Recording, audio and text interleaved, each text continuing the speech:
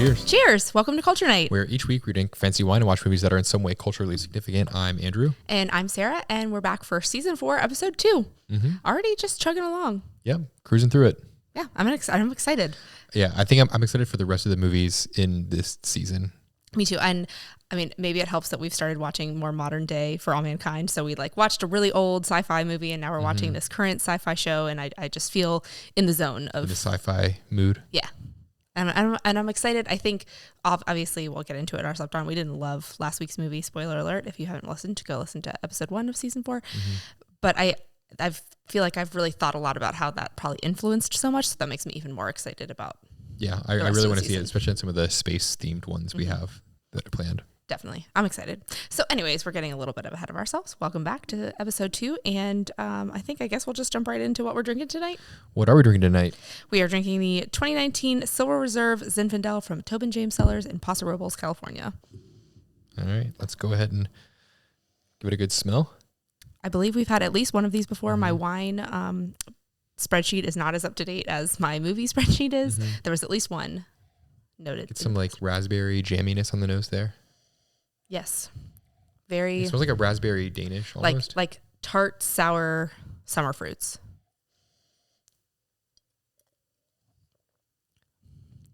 Whoa. Very sour. Yeah. But good sour. Yeah. I don't even know how to describe that flavor on the mouthfeel there. It's really right there, smacks you in the mouth. I mean, I feel like it's like the freshest, ripest summer fruit. It's not been altered by sugar or cooked or anything. It's just like that really true raw, or almost if you juiced all that fruit so you're having just the flavor of it, not the texture.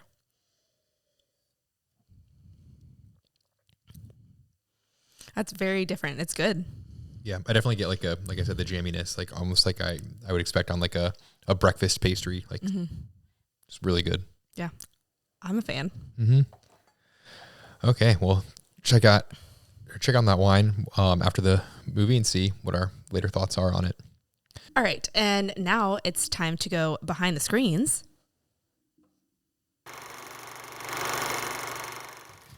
A little bit harder when you don't have the board. I know, not right next to us. But anyways, it's time to go behind the screens, where each week we go behind the scenes of Hollywood and some aspect of film production or storytelling. So this week we are exploring the role, I felt very fittingly, of the special effects supervisor / coordinator. I was kind of hoping that that's what you were going to do. So I feel like there's not probably too much, ambiguity or confusion around what they actually do. But what I found interesting is that they are more focused on the production aspect of it as opposed to post-production. So they're the ones doing the manually or mechanically operated, pieces, not the fixing it in post, the computerized CGI type stuff. That's more the visual effects team that does it in post-production. So this is during production. I don't think I ever thought about it like that, but that definitely makes sense. And I feel like the visual effects, the actual post-production is much more of a modern role, whereas for 2001: A Space Odyssey, for sure, most of it I think was done. I guess there was probably some post-production where they did the crazy lighting and everything, but a lot of if that was real time, that would be impressive. A lot of the stuff that they do, the not just makeup and props, but also the scale models, pyrotechnics, creating wind, rain, snow, those kind of things, all falls under the special effects, not visual effects there. Interesting. My mind is kind of blown, because now that you say it, that makes total sense. But I think I always just assued special effects was all the after post-production I just stuff. looped it in as one. I think a lot of people probably do, just kind of consider that's the special effects. They don't, differentiate that. But given the fact that they operate a lot of times with really dangerous things like explosions, crashes, chases, gunshots, all those things that they're trying to simulate, they have to be very, very focused on the safety, not just the creativity, but the safety, and also knowing the laws of where they're filming to make sure that they're complying with all those things, whether they need special training, whether they need a fire marshal on set, whether they need all those people, around to make sure that they're able to do it, not just safely, but also complying with all the local legislation and all of those things. So it's not just how do I do this? Can I be creative enough? It's how can I do it? And can I be creative enough and not get anyone killed and not get arrested or the production shut down? That all makes so much sense. I feel rather silly that I didn't really think about all of that aspect, but that definitely makes sense. Yeah. And I guess do they work closely with all the stunt teams and stuff too? But also with the director and the art director to make sure they're kind of bridging that gap and figuring out what they want and what they can and can't do. I imagine that for filming like inside of like an actual studio in Hollywood where it's probably routine. Like they kind of figure out at this point know how to like make a gunshot or and what the laws are around those kind of things. But when you're filming on site and you're filming like out of state or somewhere specific, out of the country, it's, I think, really important for them to also make sure they're bringing along the people they need to make sure they're complying with laws and have their safety if they need paramedics on site or anything in case something goes wrong.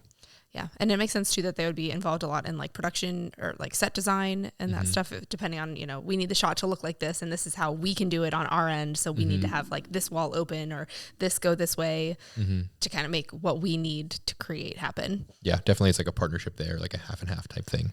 Yeah. I mean, it's all one big partnership from what we're learning. Everybody's got to work with everybody. I mean, bless them for making it all happen. Yeah. And then you need people to manage all the different relationships too and make sure that they have all the people to bring in as well. And it just cascades down. To become a special effects supervisor / coordinator, there's like a lot of different education routes you could possibly go to. There's not necessarily one way to do it. People have backgrounds ranging from computer science to mechanical engineering to like just general filmmaking to fine arts and sculpting. Just checks out all of them. To biology and chemistry. A lot of different ways can kind of lead you. Probably into like your first movie where you're more specialized in whatever your background actually is, and then you probably then get more experience and branch out and become more well-rounded maybe in different special effects skills and methods. But because the field is so competitive, it's generally you kind of work your way up like through like apprenticeship or just training, becoming like a technician and being someone who's taking direction from the coordinator, and over time can maybe work your way up.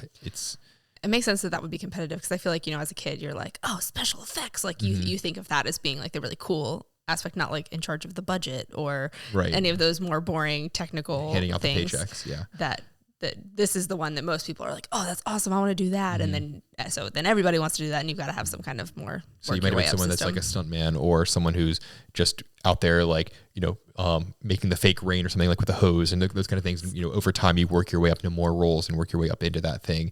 It's not like you go to school to be a special effects coordinator. You might have 100,000 different ways that you can get to one of those roles. Makes sense. So interesting. Really cool. Well, very cool. Thanks for enlightening us. We have learned so much about film production. If you've been watching since we started Behind the Screens, we've definitely covered a lot of the different roles. Definitely. And a lot of them you kind of think like, oh, I clearly know what that is. Like case in point tonight. Yeah, there's a lot more to these roles than everyday people like us might think. For sure. Okay, so I think we should now move into our slept in on it. We kind of started talking about the movie a little bit at the opening of the show, but last week we watched 2001: A Space Odyssey from 1968, I believe. I don't have the year in here, but that was our episode 1 of season 4 Sci-Fi. And so now we're going to go back. And does your rating change after sleeping on it? You rated it a 2.4 and I rated it a 5. I might bump it up to a 3, just thinking of the legacy that it left. But I can't really give it much more. I didn't really enjoy watching it, and I think that I'm not likely to go back and rewatch it. But I think the fact that it influenced so much, I think I can give it a little bit more than a 2.4, but not really much more. I don't want to just kind of like be like, oh, everyone loved it, and it was like, it's more my opinion. And I think that maybe a 2.8. Okay.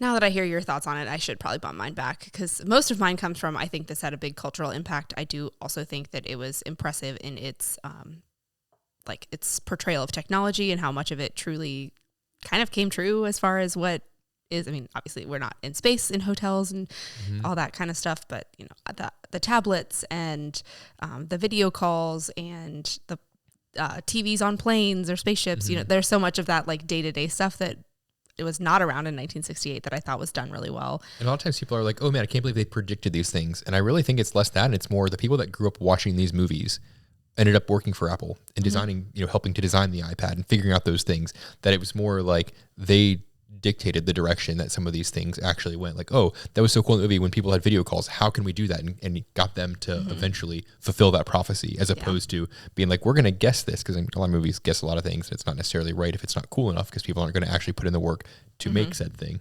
Yeah, that makes sense too. And then, like you said, I think this movie had a big legacy. And again, we can maybe cycle back to this in the season finale of season 4 to kind of see how much we really feel like it impacted the rest of those like space specific movies that we watched. But I'll bump it back to a 4.5 because the movie was not great. The actual story, if you could even say there was a story. There wasn't much there. 2001 felt like the number of minutes in that movie. It was just very, very long. You're right there too. Side note though, I just had another taste of the wine and I got cinnamon and clove from it. So some of those more spices there. Christmassy spices. Mm-hmm.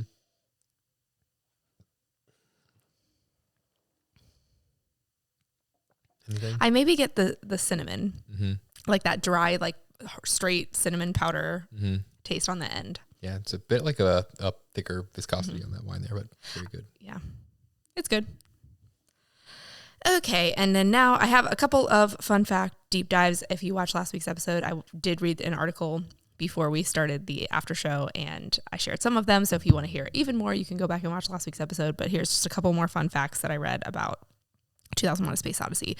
NASA and IBM called in to help design the sets so that they would ensure to be authentic, which makes sense because that is how the stuff, especially because like you said, they hadn't gone to the moon yet, but like they were like actively space race doing all of that stuff. Into space by that point. That they were able to make the spaceships look, authentic to 1968, at least with a slight futuristic spin on them. And probably take a little bit of like extrapolation to guess like what it would have then looked like, years from then, or what challenges they think they might have had to face to actually get out like towards Jupiter. Some ideas there make sense.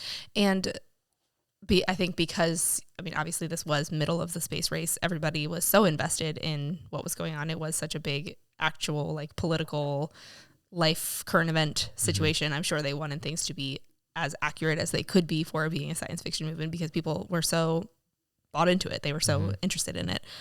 So I love that they at least were calling in specialists and not just like, let's guess.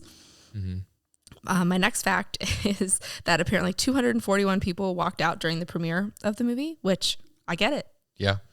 Those first 20 minutes are tough. Yeah. I would be really concerned if I was in the right movie too. Right? Like, are we sure this is what I signed up for? Like I said, I was waiting last week. I was waiting for space and we're like in the middle of prehistoric desert for 20 minutes.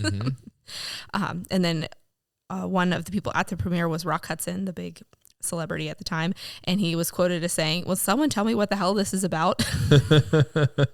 So I think, we were all thinking it. So we feel you there. And then we also kind of mentioned last week that how they came up with the title 2001: A Space Odyssey, and I don't have the origin of it, but they had a bunch of alternate titles, which included Across the Sea of Stars, Earth Escape, Farewell to Earth, Jupiter Window, Planet Fall, Tunnel to the Stars, and Universe. And somehow they ended up with 2001: A Space Odyssey. Universe could have maybe worked. I feel like Farewell to Earth and Planetfall imply that like Earth blows up and dies, which I did hear was kind of part of some of the earlier drafts, was that it was more of like a, there's like weapons pointed or coming towards Earth type thing. But I think they kind of rewrote it to be a bit more ambiguous and open-ended. But those were a bit more aggressive. But I do kind of like the, not necessarily like aggressive naming of A Space Odyssey. I don't think it necessarily needed the year, especially because it was not ever mentioned actually in the movie what the year was. So I think just A Space Odyssey probably would have been fine, but yeah, whatever is what it is at this point. So that's all I have for today. I didn't go too deep into it. Some shallow dives. Yes, I'm sure we will probably touch back on this more, but that's just some fun facts for now. So I think that wraps up 2001: A Space Odyssey. Yep. You ready to move into tonight? Sure. So tonight we are watching Star Wars, or Star Wars Episode 4, A New Hope, from 1977. It was rated PG, but I think we're still before the real MPAA PG no, ratings. they came out in the late 60s, early 70s. Mm-hmm. I think okay. that's... So it might be an actual PG. Yeah, I think it's an actual PG. All right. And so with that, let's hop into our time machine back to 1977. So the top 3 movies released that year were Star Wars, surprise, surprise, grossing $195 million. Close Encounters of the Third Kind, grossing $166 million. So it must have been a big space fever then. And Saturday Night Fever, grossing $137 million. That's a good list. Yeah. I have not seen Close Encounters. I have seen Saturday Night Fever, not for a long time. Yeah, I saw Saturday Night Fever like when I was like 8 or 9. But I think overall it's a pretty great year for movies. And the top 3 songs released that year were Tonight's the Night, Gonna Be All Right by Rod Stewart, I Just Want to Be Your Everything by Auntie Gibb, and Best of My Love by The Emotions. I feel like I don't really know the first two off the top of my head like I did with the third one. Definitely but know who Rod Stewart is and know his songs. But I feel like if I heard those other songs, I would probably know what they are. For sure. So now, back to just talking about Star Wars. Have you seen it before? I don't think so. Collective gasp from our single audience member listening. I am stoked. I mean, this is kind of like one of the reasons why I was excited about this whole podcast of going in through and watching these is movies like this. Yes, I will asterisk this is maybe I watched it as a kid, like really little kid. I have no memory of it. I don't remember anything about it. I did go see Episode 1. Yeah. Phantom Menace. The one that came out in 99 with the guy with the red face. Darth Maul. Yeah. Somehow I was talked into as a 8-year-old to go see that in theaters with my dad. As a 90s kid, I felt like it was kind of like law for you to have gone to see that movie. Like everyone. Probably. I don't really remember anything about that one either. It went over really well with me. But I have felt bad that I have not seen Star Wars. I mean, especially like there's been this huge resurgence of it. I feel like since Disney Plus came out, and even before, like slightly before that, they were still releasing stuff that I know that I should have seen it, but here we are. Yeah, it's crazy just how many new Star Wars like just spin-offs and everything that have come out, because I feel like there was the first 3 movies that was like the trilogy, and then it was a huge deal in late 90s, early 2000s when they came out with the second trilogy, and then there was nothing really for a while. Then there was like a brand new trilogy, and everyone like it blew their mind. And then it seemed like a couple years after that, it was like, boom, new movie, new show, all of that at the same time. It just really exploded. And people are still obsessed. I mean, they're like the Disney parks are being taken over by Star Wars. I mean, it's really, I mean, if they thought it was big in the 70s, who could have predicted where it's at now? I mean, I guess it's the benefit of having like a whole new like universe. You can kind of go so many different ways and have so much, so many figurines and all the memorabilia you can possibly, the merchandise. We're in it for the merch. Merchandise, yes. So of course they're going to capitalize off of that and push it as long as they can, as long as it's making money. What do you know about this movie? Takes place in space. There is Darth Vader. I feel like this question is really just designed to make me look silly. Luke Skywalker. There are lightsabers. Not lightsabers, as we all thought as kids. I never put 2 seconds of thought into what it was. Like all the like R2-D2 and Chewbacca, Wookiee. Yeah. So Wookiee, yeah. I'm just shouting out buzzwords that I got right now. I'm just gonna keep saying yeah, even if you say gibberish. And no, you're really right. making me feel confident. I don't really know much about the story. I assume, I mean, there's probably some kind of intergalactic war, and or multiple wars, really. Yeah, I mean Star Wars. I assumed it was, Yeah. That's really it. Yeah, I mean, you kind of covered all the bases of it. It's just a good. What's her name? Princess Leia. There you go. Forgot one. There it is. The cinnamon roll hair. Yeah. You covered all the bases. It's a fun, adventureful ride. So I'm excited for you to experience it. And yeah, I guess it's time to sit back and relax and finally watch Star Wars at the age of over 30. So all right. Let's get to it. Yep. Star Wars.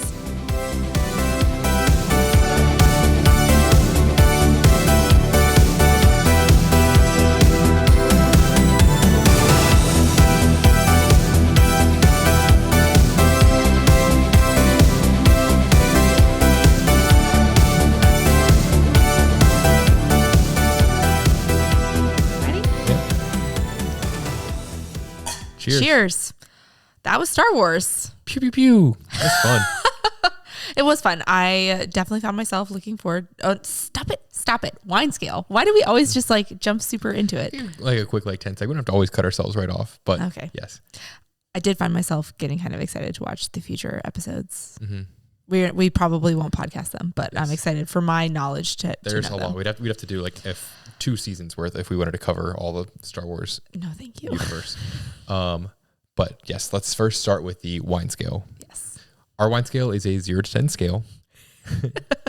Keep going. You're so good at it. I wish I had a spiel. Like I could just or just like a button. I could just. Yeah, I could do my mouth and people would think that I was saying it. Right. Because I always think like it comes to this point and I'm like, oh crap, what do I say? And you say the same thing every single For the most week. part, 0 to 10 scale. However, all of the wines that we drink on the show are very good wines. The scale is heavily So weighted. the scale is heavily weighted. So a low score does not necessarily mean that it is a bad wine. It's just all kind of, if it's all relative to the other wines we drink on this show. Exactly.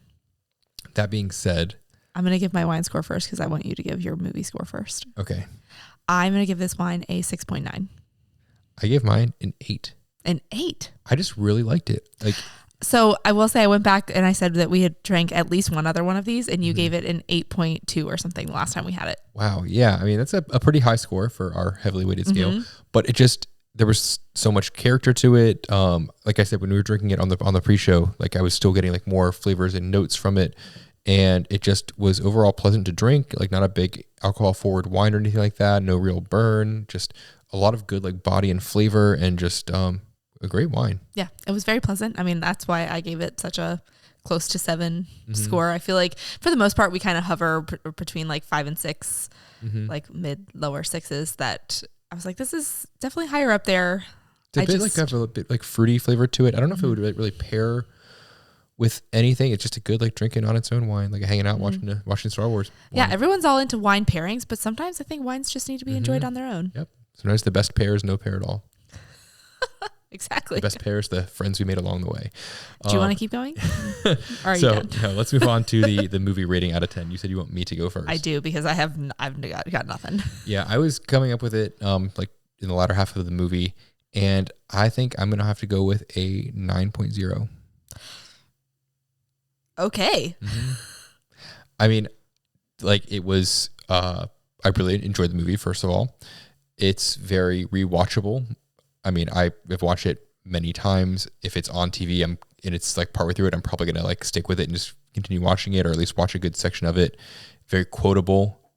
You know, all the "May the Force be with you" and just whatnot. You were kind of mumbling it under your breath. Yeah, throughout the whole movie. And finally, just its impact on not just like, you know, movie culture, but just culture itself. Yes. You know, there's now like the May the 4th day. Like there's just so many things where like Star Wars has really like bled into our life in a lot of ways. I mean, I had never seen this movie before, and how many characters and things could I rattle off before we even got it? And then once we stopped the podcast and we started getting ready, I was like, oh, but this character and this character. And I like kept remembering things that I forgot to mention that I had never even seen this stuff. And I knew all these things, that it's so infused in our culture. The only reason I did dock at a point is I'm thinking of like, it's so great for us because we remember like not that we were alive for when it was originally aired, but some of like the original like impressions of it, the nostalgia. And I watched some of the like versions before it was really remastered, and I don't like how it aged in how it was remastered. And I'll get to that a bit in my notes, but that's really what I'm docking it for, is the 1 point. Otherwise it's almost like Forrest Gump, where it's like, what do you really have to knock it for?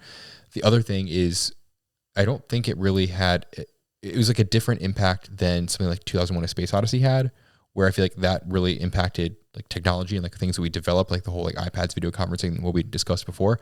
This one, it's like, what really, we don't have any lightsabers today. We don't have any like, you know, ray guns. Much to the dismay of every male that was a child between 1970 and now. Anything we have that was based on that to like really push technology forward, I think at this point, like whenever really the holograms and stuff that they showed in this, everything we have is like memorabilia from Star Wars, where people are like trying to make like a realistic looking lightsaber. But that's my only really downside that I can really dock it for. Otherwise, fantastic movie.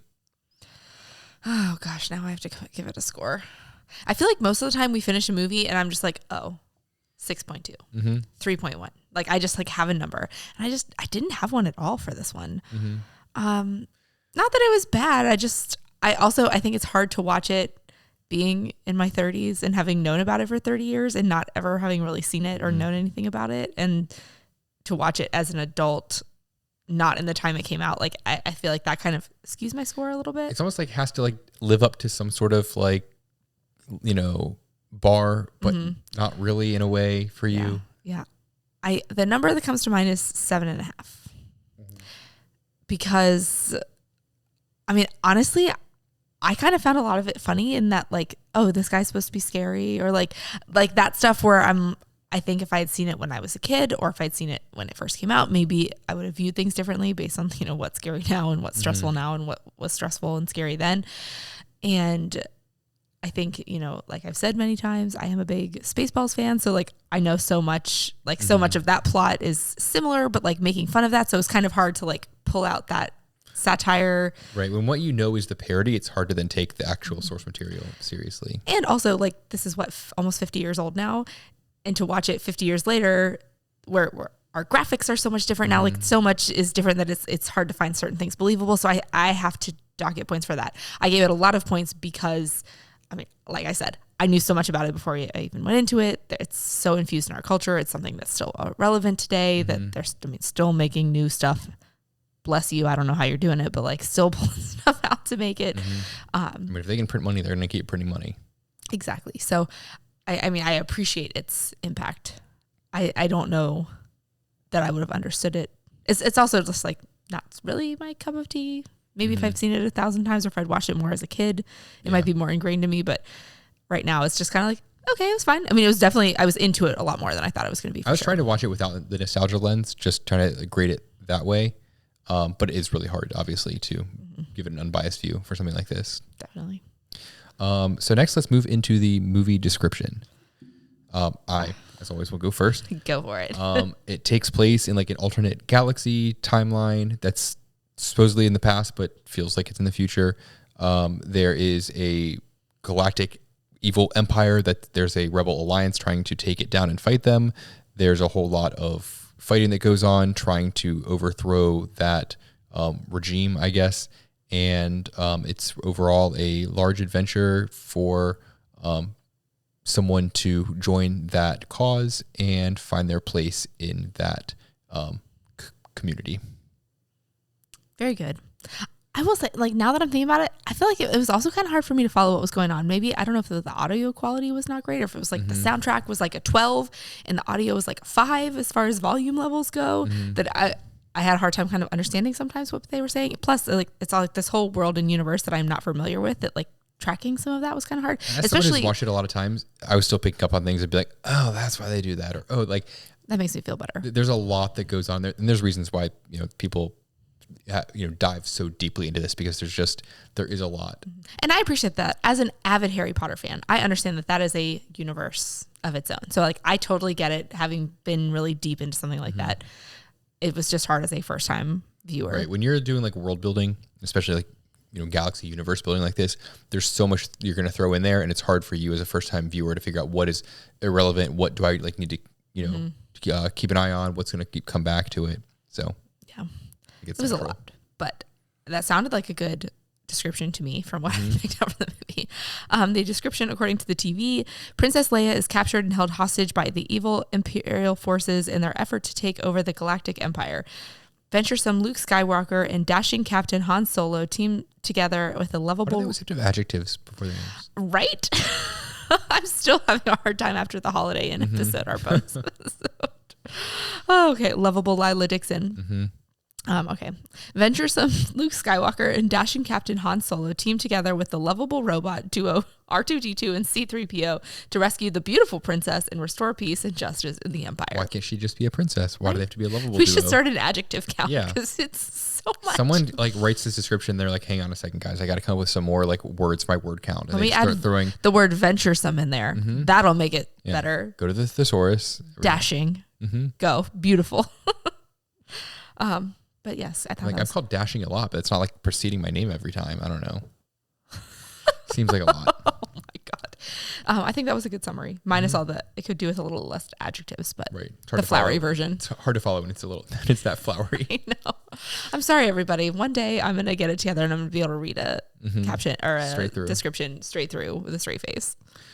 Was the movie what you expected? It's honestly yes and no. I mean, again, pulling so much from Spaceballs, there was like a lot of things where I'm like, oh, okay. But then there's also so much of it that was different. I didn't really think Darth Vader was very scary. I also was I wasn't expecting someone to be more in charge than he was. Like when they walked into the room, I was like, oh, Darth Vader's going to sit in that big chair and because he's in charge. And he was just kind of standing off to the side that like, I don't know that I understood like the power structure of a lot of things and what I've taken as a just like outsider of this world for 50 years. Yeah, I mean, I think a lot of what follows, especially when it goes to like the prequels in the extended universe, was kind of like retconned, where it's like they wrote this movie and then they were like, hang on, we got to build from this. We have to explain these things, and they add more like inconsistencies and then try to explain those in a way. So with this, it was surprising to me, thinking of just how much he was subordinate to other people in this, knowing what I know like more about Darth Vader and his like origins and everything between that. So it is interesting, but they do a fairly good job in a lot of the spin-offs and prequels and all that sort of stuff of trying to do their best to make that seem reasonable.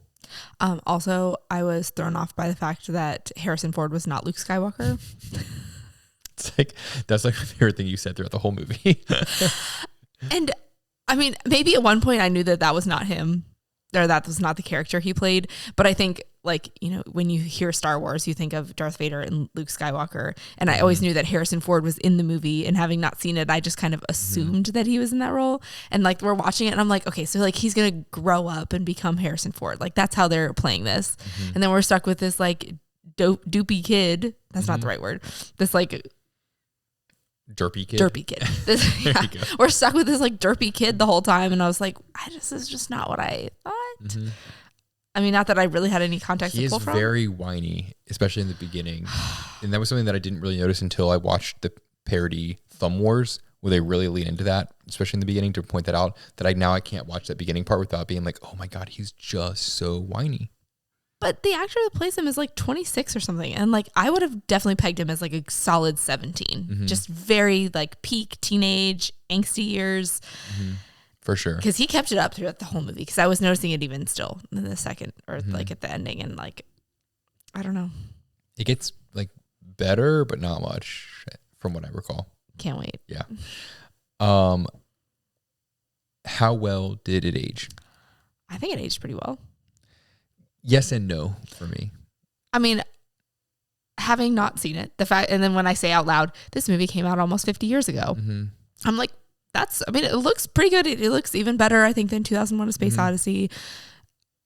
There is some stuff, and like, I don't think the acting was super great, and obviously the graphics and stuff is, and like you said, we were watching the remastered version, which was obvious that it was remastered, and that kind of threw me off a little bit, but I think overall, I think it did pretty good. So I think... You give me your hot take. Well, two things. One is everyone points to the lightsaber fights, because in the prequels and everything, they're much more intense and crazy, and you're thinking, okay, this takes place in the future when they should be better at that, and it's kind of like lame, like slow motion old men like fighting, whatever. That's fine. This is the first lightsaber fight ever, obviously, and my more concern with how it aged is that I think the movie itself would have aged fine if they didn't try to do too much when they were remastering it with this CGI. It's one thing to take the source material and clean it up a little bit, maybe make the models a little more like high resolution, high fidelity. It's another thing to just add in stuff that wasn't there. And that's what they did for a lot of it, which really bothers me. I like to see a remastered version where all they did was just they were faithful to the original footage, and they just enhanced it, as opposed to throwing in a whole bunch of like animals in the background and stuff. Like that to me just really bothered me. And I think because you kept mentioning it threw me off enough where I was like second guessing everything I saw. Was this in the original? Is this something they added? I feel like I know what CGI looks like and what wouldn't have been in there, but like, am I overthinking it? That I was took away some of my enjoyment. A lot of my enjoyment in watching some of these things is I'm like, oh man, it's crazy they were able to like make that look so realistic using the technology of the time. But in this, when they took things and tried to make it look better than it was, it didn't match with the special effects that they had there and the visual effects that they used in post. It looks so different that it just felt like I was watching some, I don't know, someone trying to like make a different movie on top of this movie. And it didn't, I don't know, I did not appreciate that at all. I agree. I do think it kind of tainted a little bit, just because I don't think I really would have thought twice about it, just because I was trying to like watch it and just absorb everything. That if you hadn't said anything, I don't think I would have been like, oh, that was probably added in post, or that was remastered. Because a lot of what they did was special effects. They used costumes, they used props, they used prosthetics and stuff to do things. And then the stuff that was obviously CGI'd that didn't look like 70s era CGI was just took me out of the movie. Yeah, that was a bummer. Could this movie be made today? Well, they're still making them. Right? So, still coming out? they could probably try to remake this, and I wouldn't put it past them in like 10 years to try to do that again to pump a little more money out of this cash cow. And I think they could make it look almost identical, minus like slight. I mean, I think they could probably match actors pretty decently. Mm-hmm. Oh, have Harrison Ford play Obi-Wan. There you go.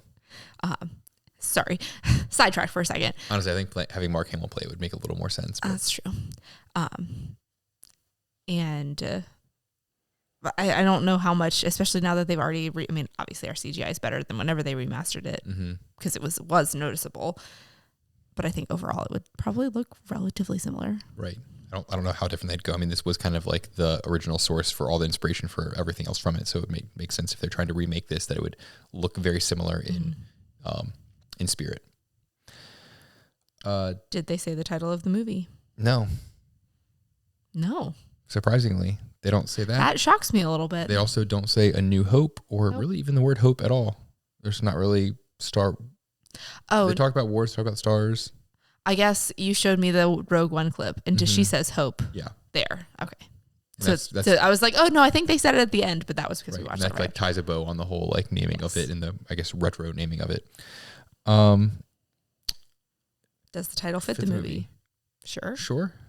I don't know that I would have gotten A New Hope unless you had showed me that Rogue One clip. Yeah, I mean they could have gone something like The Force or something like that. I mean, honestly, when I was looking up all of our like pre-show information and it was like Episode 4, A New Hope, and I was like, A New Hope. That was not at all something that I would have tied with Star Wars. I don't know. It just didn't seem to fit anything else I know about the Star Wars universe, but sure. Yeah, it makes sense when you're like, oh, it's the fourth one in there, why they would call it that, but yeah, it doesn't really fit. It was not originally planned to be the fourth one, was it? No, I think originally it was just supposed to be this, and then like single unit thing, and then it was successful. After the second one, they decided to, when they were coming out with a sequel, they decided to say this was the fourth episode or something like that. It's something I want to deep dive the chronology of that. I will let you deep dive the interwebs of the Star Wars universe for that. There's a lot to dig in. I might not come back up. Good luck. Were there any actors that went on to do bigger things? Harrison Ford. This was relatively early in his career. Mm-hmm. Carrie Fisher. Yeah, Carrie Fisher went on to do When Harry Met Sally. Yes. Mark Hamill went on to do a lot of voice acting, surprisingly. He's in a lot of more things than you would expect. And he's obviously still acting. He was just in the Machine with Brett Kreischer that we just kind of realized a minute ago. And you did say Bert Kreischer, right? And not Brett Kreischer.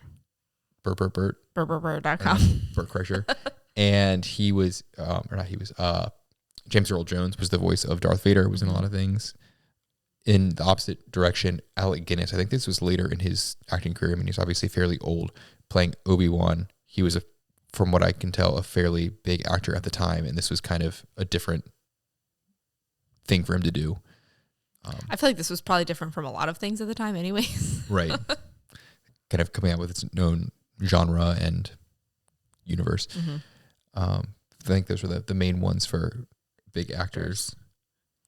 What impact do you think this movie had on pop culture? Probably not any. No, not at all. Just unremarkable. Sweep that one under the rug. I mean, watching that 70s show and just how many like references they have to it and seeing just how impactful it was in that, storyline and just, then realizing just how much it impacted how, sci-fi movies and everything kind of built upon that. I think it was. And as we were watching it, I kept remembering like, in How I Met Your Mother, what's his face? Neil Patrick Harris. Barney has a stormtrooper in his apartment, and that like keeps coming up a lot of times, and just like kept thinking like all of these like references that just touched this movie, and now it's all over Disney World. It's everywhere. And then like the Disney World stuff just opened. Like it's 50 years old. And they're like, let's open an entire land and a hotel and all of this stuff about this movie that's 50 years old. And that's... The hotel is kind of struggling, might shut down. I know nothing about it except for that it is intense. Yeah. I think it also costs a lot of money to be that intense. And I don't know if they're getting quite the I don't know. ROI. Disney is like for your money. So you never know. But yeah, it's everywhere. Like you having not seen it before really like knew so many of the characters. It's just kind of ingrained in our culture at this point. Oh yeah. And then do you feel cultured after watching it? Yes. I feel like I expected to feel more cultured. And I don't know why I'm overall feeling like disappointed by it. I think it was just not at all what I was expecting. But like you said, the bar, like it's everywhere in our world, that to not see it for so long and then to see it, it's just kind of like, oh, I was expecting it to be more intense and like Princess Leia to be different and like so many things. I was like, oh, like, okay. I mean, this is the first of like that trilogy where they do build upon that. And it becomes, a bit bigger than just this movie where they're introducing you to everything. But like I said, I'm still excited to see the other ones. I do definitely want, I mean, I don't know that I can get like deep into all the new stuff that's coming out, but like I would like to see the like, 6, I guess, original movies at least. But yeah, I mean, I think having seen, like we said 100 times, having seen Spaceballs, you kind of got the full storyline in a way that this wasn't too terribly new in that aspect, but I think seeing the source material should make you feel at least a little bit more cultured. Yes, and now I'm excited to go back and watch Spaceballs and really, I could remember so much of it while watching this, but I also haven't seen it in several years that I'm like, oh, I can't wait to go back and like fully appreciate this movie that I've loved my whole life because of what I know now. All right. So that ends our culture questionnaire. I will go first since I only have 3 notes. Okay. I truly was trying to like just watch it and take it in, but I also just didn't really have that much to say about it. Right. I kind of felt like this one, and I did end up coming up with a decent amount of notes, but it felt different for me for coming up with notes, just maybe because I'm just so familiar with the movie already. And I think a lot of the other things that I was thinking as I was watching it, we've already talked about as like, it's not quite what I expected. And I thought Harrison Ford was Luke Skywalker, like those kinds of things we've already touched on. But my couple of notes is just from the start, it's another iconic soundtrack. We had 2001: A Space Odyssey last week. And then, this one starts. And even if you don't know the movie, you know the soundtrack. And this was another big one. I don't know who scored it. John Williams. Was it really? I was going to joke that it was John Williams, but like, of course it was John Williams. Yeah. One of his most iconic ones. Yeah. So, sorry, I should have just known that it would be him, but another iconic soundtrack that really just defines a generation or generations at this point because we're still pumping it out. Even just the theme alone itself is just so iconic. Not to mention like the rest of the various songs they have throughout the rest of the movie. Yeah. So it was nice to like, see it in action, I guess. And then my next note is R2-D2 and C-3PO were in it way more than I thought they were. And like how it was like all of them for the first couple minutes and just, I don't know what role I thought they played, but I was like, okay, so we're still following these robots. Okay. Still following these robots. No, I mean, so as someone who's seen it a bunch, I haven't watched it as much as an adult. And I have a note that 3PO was way funnier than I remembered. And I think as a kid, you're like, whatever, just get to the lightsabers. That you don't really even acknowledge what he's saying or understand a lot of the humor there. But yeah, the first half of the movie, I feel like is centered around him. I mean, it's a good deal into the movie before you even meet Luke Skywalker, and even still, like 3PO is still very much talking in it. That I don't think that's just you. Like he was in it way more than I expected. Yeah, that was a big thing that caught me off guard. And like you said, I did appreciate like the jokes and the humor revolving them. It was well done. And then my last note, I have really great notes for this one. My last note is Luke Skywalker is the worst. He is very, very whiny. I think I thought of another one because I have a blank bullet and I think something that I've already talked about that I can't remember what it is right now. But yeah, he was just like the worst. I mean, and I wrote this like the end of the movie. This was not his first line or whatever he says that's really whiny. Like I said this at the end, like he just kept being so annoying. But think about how much that character appealed to the Eric Formans of the world. He is Eric Foreman. Like the people who were so scrawny and just complaining and whining all the time, suddenly like getting to wield a lightsaber and save the day by shooting this Death Star and blowing it up. That character, it's almost like all the nerds in the world that were like, oh, I'm scrawny and kind of like annoying. I now have my hero. Like I feel seen. And everybody deserves to have one of those for sure. I'm not underwriting that. I just feel like the acting in general was not super. Like I didn't like. It felt like it was almost like a theater performance where you have to kind of overact so that people can hear you and see you. And I just like, especially in Carrie Fisher, her acting was not. I just didn't love her. Well, I think also about not knowing this was going to be. Oh, definitely the behemoth that it became, the actual juggernaut of a whole universe and franchise.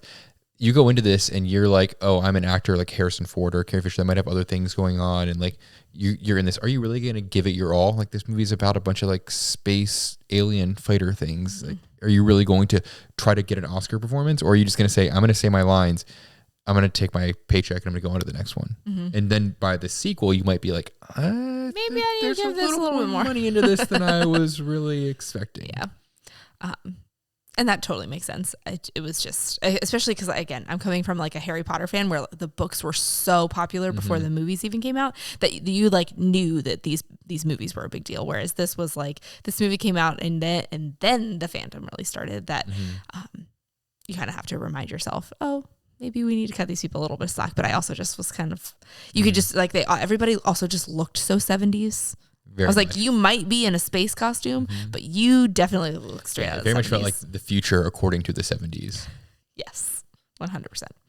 So that wraps it up for my very detailed notes. And I look forward to hearing what you have to say, because I'm sure, I also feel like you kind of knew what to look for and knew what to talk about, that I'm more interested in what you have to say anyways. Yeah, it's a little different perspective on it than just like the movie itself.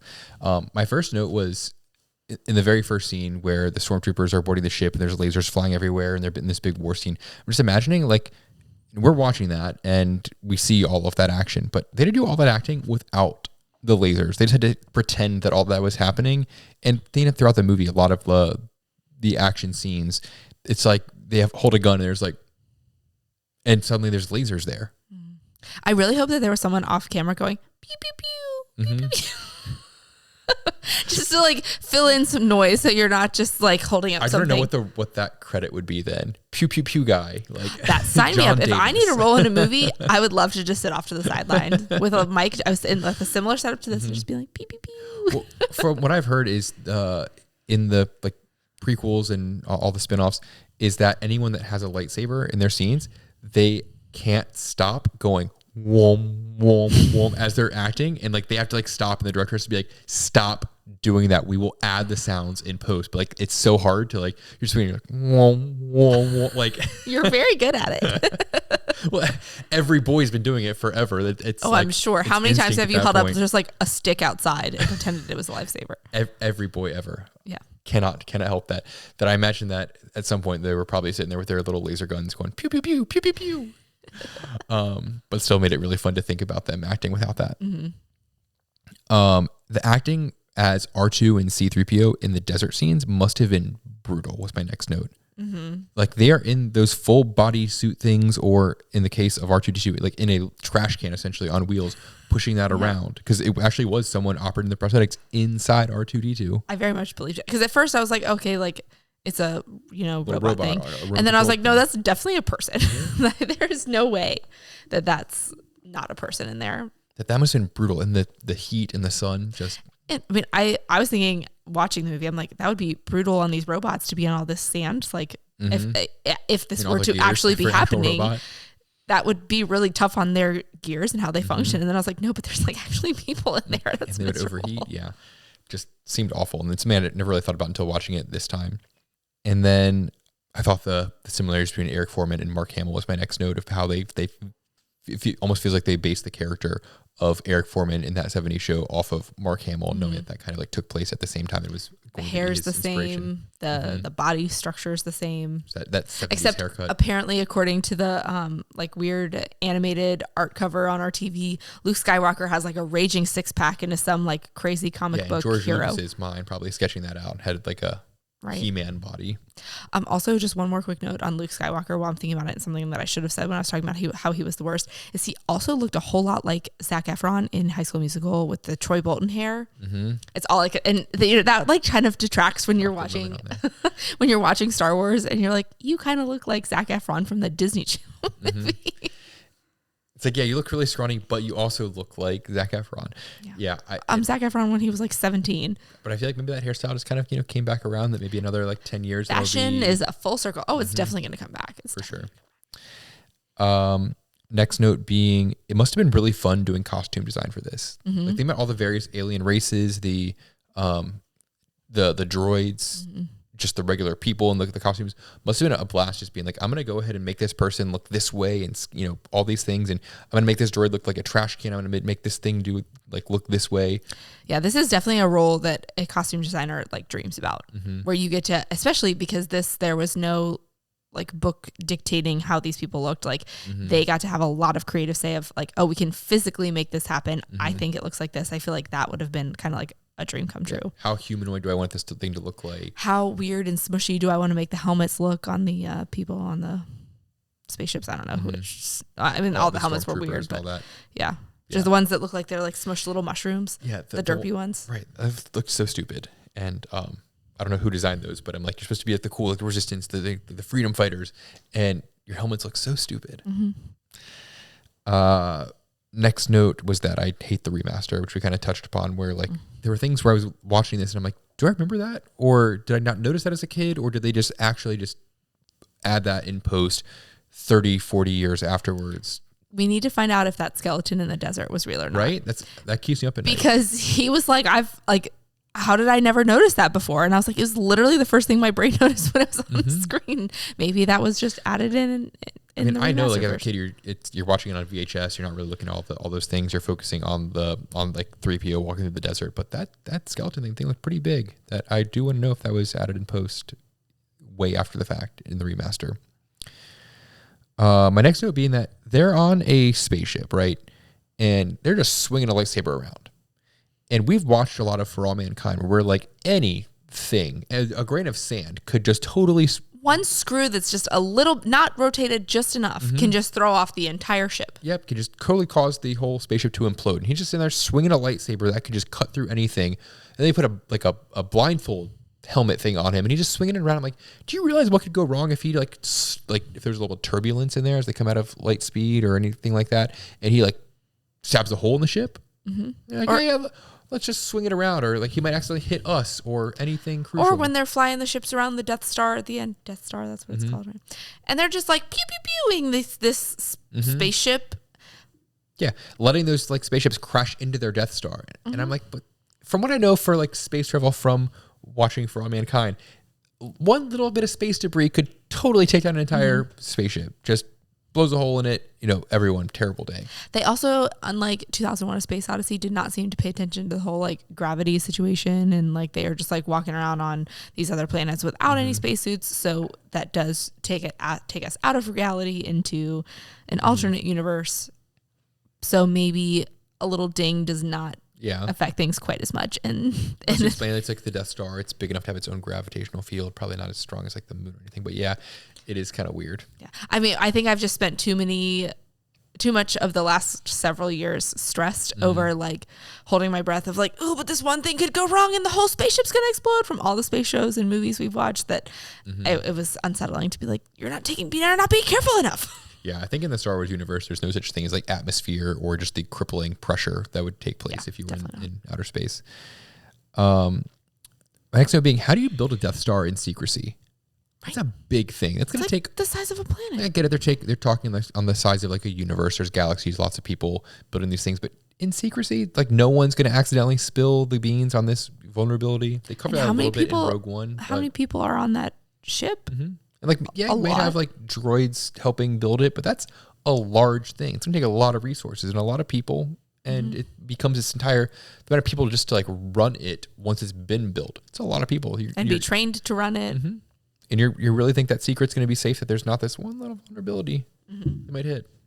I don't know. It's kind of like the same thing I feel when I watch a movie and there's like a secret lab in someone's house. And I'm like, but who built that? And how did you get them to keep that a secret? I found it funny with all the technology in the movie where they've got all these spaceships and space travel and light speed travel and everything. But then all the computer screens are all these like, they're all essentially like 2D renderings of things. So sometimes they get like a little bit 3D-ish on the renderings of like the Death Star, but it's all not black and white, but it'll be like green and white, or like just, it's all two colors like at most for so many of the various renderings they have there. And like they couldn't, I get it. This was made in the 70s. They didn't really have the idea, but it's so funny how they extrapolated so much technology, but they could not like come up with like the fact that maybe graphics might be a little bit better. right? And that's the one thing where it's like, could it be made today? And same thing with 2001: A Space Odyssey. It was like, that was the biggest part that was unbelievable was the computer screens. Yeah, we have these robots that just move around, but our computer screens, 2 colors. That's all you get. And even just, a tough thing for me on this was, we have this Roadcaster podcast set up here, and there are numbers and like symbols and things that like let us know what everything is. Their computer panels, nothing. Just buttons, just colors. Like at one point, Han Solo looks at this terminal where there's literally just a bunch of buttons on there and goes, "Oh, she's in this cell block." I'm like, "How did you get that?" There's just literally nothing lights. that tells you. There's just a couple buttons there. That was seem very responsive, but sure. And I think that's kind of falls back on my knowledge of Spaceballs, and I'm like, oh, are they like making fun of something here? Like, I'm assuming that you're just being like, oh, haha, you could clearly not read anything from this, but apparently was not the case. Yeah, seemed kind of silly to me. I'm like, I don't understand why. Like, that's the one thing they really couldn't. I mean, if they could have put even just like some weird symbols. Like it's another universe. Sure, they don't use American or like, the English letters and numbers. That's fine. I can get over that. But there was nothing. It was just colors and lights. Static buttons. My next note was the Stormtrooper syndrome, which I've always noticed ever since it was pointed out to me, was in that first scene when they're boarding the ship. The Stormtroopers immediately shoot like 5 or 6 of the rebellion guys that are shooting back at them. Throughout the rest of the movie, I don't think they hit a single person. Right? That's what I was like, Luke Skywalker is just standing there. Right in the middle. He's watching Obi-Wan disappear. And he's not getting hit? Are you kidding me? And it's not like he's sitting there like taking them out one by one before they have a chance to really hit him. Like they're firing a bunch of lasers at him and he's not really scared. And it seems kind of crazy. I mean, I know he's got like some thick plot armor because they're not going to kill him in the first movie, but it still was kind of crazy how and I think someone did like some analysis tracking every single shot of every single Stormtrooper in like all 3 of the movies, if the not all internet 6. is a weird place. And I think like it's almost like just those like 5 guys that die in the beginning, and like no one else throughout the whole rest of the series ever gets hit. I was gonna say, I feel like as we were watching, I was like, they're firing a lot of shots and they are not making any of them, and it's not believable for me. Shooting at your own spaceship, a whole bunch of lasers, real smart. And the fact that it even took so long, just even for the bad guys to take out the planes or the spaceships that were trying to take down the Death Star, that it took them so long to hit their target. I'm like, you are right behind them. How can you not? Right. It makes sense when they're like, oh, the turrets couldn't hit them because they're used to hitting larger ships, not super fast moving things. But then you've got the TIE fighters out there and like, you're supposed to be able to hit them, but you're just hitting all over the place. With all this technology, you couldn't get some sort of like automatic tracking system. I don't know. Maybe I would have invested in that sort of R&D. But that's just me. And then I already talked about 3PO being funnier than I remembered. And then my last note was about how, and kind of touch on this as well, nobody cares about the space debris. Like when like the planets explode, when the Death Star explodes, all that sort of stuff, and there's ships just flying around. I'm just like, I mean, I guess a little bit Han Solo, like when they came out of hyperspace, weren't they kind of in the that planet that they exploded? Alderaan. Wasn't that what was kind of coming at them there? So there's like a little bit of dodges it, but and I mean that was big space debris. This was not like little dust particles, but overall that was the only time where that was like potentially like, oh, maybe this will just like ruin everything. Yeah, maybe in this universe they spent less time figuring out 3D computer graphics and more time figuring out what do we do if some space debris hits our ship or something like that. How do we solve making their ships a little bit sturdier than ours? So maybe that's their explanation. I would hope so. Otherwise, I'm like, man, it should be pretty easy. Just like throw a whole bunch of like dust out at this like ship, and you'll take them down. And don't worry about a laser. Just like hit a bunch of like dirt out of. Honestly, the dust is more accurate than the laser. Right. That stuff just doesn't track for me. But that's what concerns me. The things that keep us up at night is the space dust. Space debris, way scarier than you think. 100%. Well, not in Star Wars though. But overall, I am glad I saw it. It was a good movie. I'm looking forward to personally watching some more of the universe and kind of seeing it, especially from this like movie critical eye of knowing a lot more about movies and thinking about them and knowing so much about our behind the scenes people, that I'm excited to watch some more and kind of see how the universe develops. And maybe we'll do like a follow-up someday when we get around to watching more of these. In case anybody cares. Mini pod or something like that. But yeah, so that was Star Wars, and stay tuned because we will be back next week with yet another sci-fi movie. We are still tweaking and changing our list as we go. We thought of another one tonight. So if you have any more suggestions, please let us know. You can leave a comment on any of our Instagram posts or send us a message on Instagram at Culture Night Pod, or you can leave a comment on YouTube at Culture Night Pod. You can email us culturenightpod@gmail.com. If you have any thoughts on this episode or any like trivia about Star Wars that we might not know of that we might have gotten wrong in our discussion, feel free to leave a comment on YouTube or email us, and we'll issue some corrections when we have a chance. I am not a knowledgeable source on this, so please feel free to let us know, and stay tuned next week to see what we come up with next for season 4 of Sci-Fi. So boom, boom, boom. Cheers. See you next week.